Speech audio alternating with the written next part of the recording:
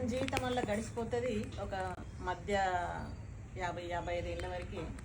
మనం అందరం అనుకున్నట్టే అతడు కూడా ఏమనుకుంటాడంటే ఇక చాలు నేను జీవితంలో చేసిన కాడికి రిటైర్ అయిపోయి కొంచెం రిలాక్స్ జీవనాన్ని నేను గడుపుతా, జీవితాంతం కష్టపడ్డా ఇప్పుడు కొంచెం రిలాక్స్ జీవితాన్ని నేను గడుపుతా అని అతడు ఒక గుజరాతీ సేట్ దగ్గర పనిచేస్తుంటాడు అన్నమాట. ఆ గుజరాతీ సేటు దగ్గరికి వెళ్ళి నేను మరి ఇట్లా ఒక నిర్ణయం తీసుకున్నా, ఇక నేను ఇప్పుడు చెయ్యను ఈ పని, కొంచెం ఇక జీవితంలో మస్తు చేసిన ఈ చివరి సమయం కొన్ని రోజులు నేను కొంచెం ఆరాంగా ఉండాలనుకుంటున్నా, పని లేకుండా ఏం లేకుండా నాకు దగ్గర సెలవు ఇప్పియండి అని అంటారు. అప్పుడు ఈ గుజరాతీ సేటు కొంచెం బాధపడతాడు, ఎందుకంటే మంచి పనోడు ఉంటాడు, ఎవరు కూడా ఇడిచిపెట్టుకోవాలనుకోరు కదా మంచి పనోళ్ళు.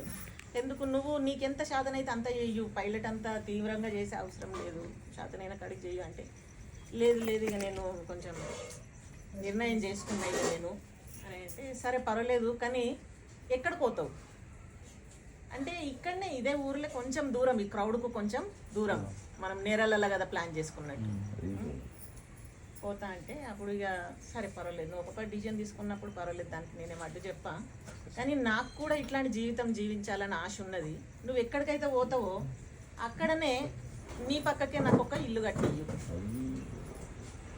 మళ్ళీ నేను కొత్తగా ఎవరిని లెంకటనుకోవాలా, ఇళ్ళ సంది నువ్వు నా గురించి ఇక్కడ నా పని చేస్తున్నావు కదా కట్టు అని అంటే సరే పర్వాలేదన అయితే ఇతడు పోతాడు. పోయి అయితే ఒక ఊర్లే ఆడ అంటే ఊరికి కొంచెం చివరిలో ఒక కిరాయికి తీసుకుంటాడు మంచిగా. ఇక ఏదో జీవితంలో ముందటి 30-35 సంవత్సరాలు పనిచేసినాయి, కొంచెం కూడబెట్టుకున్నవి ఉంటాయి, దాంతో అతడు నడుపుకుంటే జీవితం అని అనుకుంటాడు. అతను కనిపిస్తుంది సరే నాది కట్టుకునే కంటే ముందు నా సేటుకు కొంచెం కట్టించేదని నా టెన్షన్ ఫ్రీ అయిపోతాను నేను, అది ఎట్లన్నా మెల్లమెల్లగా కట్టుకోవచ్చు. అట్లా ఇక ఆయన సేట్ కోసము ఇల్లు కడుతూ ఉంటాడు. కట్టంగా ఈ సేటు చూస్తాడు అతన్ని, ఏదైతే శ్రద్ధతోని ముందు పని చేస్తుండనో ఆ శ్రద్ధ ఇప్పుడు కనబడతలేదు, ఎందుకంటే అతడు రిలాక్స్ అనే మూడ్లకే, ఇక నేను చెయ్య అనే మూడ్లో ఉన్నాడు కదా, కనబడతలేడు, ఏ సామాగ్రిలు కూడా చక్కగా ఎత్తలేడు, చక్కగా పని చేస్తలేడు, కానీ ఏదో కదా ఆయనతో కట్టిండు. ఆయనతో సేటు కన్నాడు, అయ్యా నీ ఇల్లు అయిపోయిందిగా, నాది నేను బతుకుతా, ఇవి పట్టు నీ ఇల్లు నీకు అని అంటాడు. సేటు సరే అని ఆయనతో తీసుకుంటాడు, ఆ తాలపు సెట్ తీసుకుంటాడు, ఉంటా సరే ఇక నువ్వు అనుకో అని.